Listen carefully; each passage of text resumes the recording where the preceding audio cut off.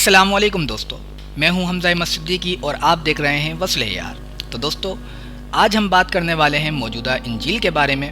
تو جیسا کہ پہلے بتا دیا گیا کہ اولڈ ٹیسٹمنٹ اور نیو ٹیسٹمنٹ یعنی مکمل مقدس کتاب عیسائیوں کی مذہبی کتاب ہے۔ تو دوستو، اگر آپ نے اس کا پہلا پارٹ نہیں دیکھا تو آپ پہلے وہ جا کر دیکھ لیں تاکہ یہ ویڈیو آپ کو بآسانی سمجھ آ سکے۔ انجیل عبرانی زبان کا لفظ ہے جس کے معنی ہے زمین سے پھوٹنے والا پانی، یا چشمے کو بھی انجیل کہا جاتا ہے۔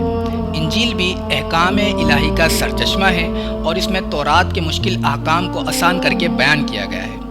اور یونانی زبان میں انجیل کے معنی ہیں بشارت، کیونکہ حضرت عیسیٰ علیہ السلام نے حضور نبی کریم صلی اللہ علیہ وسلم کی بشارت دی، اس لیے اس کو انجیل کہتے ہیں۔ حضرت عیسیٰ علیہ السلام نے اپنی زندگی کے آخری 3 سالوں میں جو خطبات اور کلمات ارشاد فرمائے، اور آپ کے زندہ آسمان پر اٹھائے جانے کے کافی عرصے بعد آپ کے مختلف حواریوں اور شاگردوں نے آپ کی سیرت کو جمع کیا اور اس انجیل میں درج کر دیا جو حقیقت میں انجیل تھی۔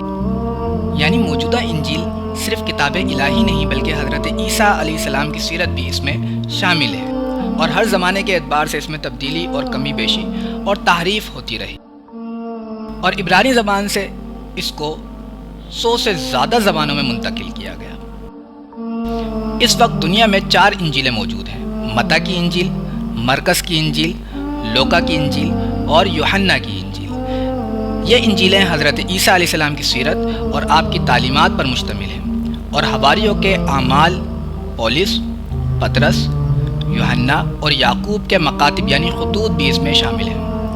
اور جو مجموعہ ان تمام چیزوں پر مشتمل ہے اس کو نیا عہد نامہ یعنی نیو ٹیسٹمنٹ کہتے ہیں۔ اس کو مقدس کتاب اور بائبل بھی کہتے ہیں۔ بائبل لاطینی زبان کا لفظ ہے جس کا معنی ہے مجموعہ کتب، یعنی جس کتاب کو جمع کیا گیا۔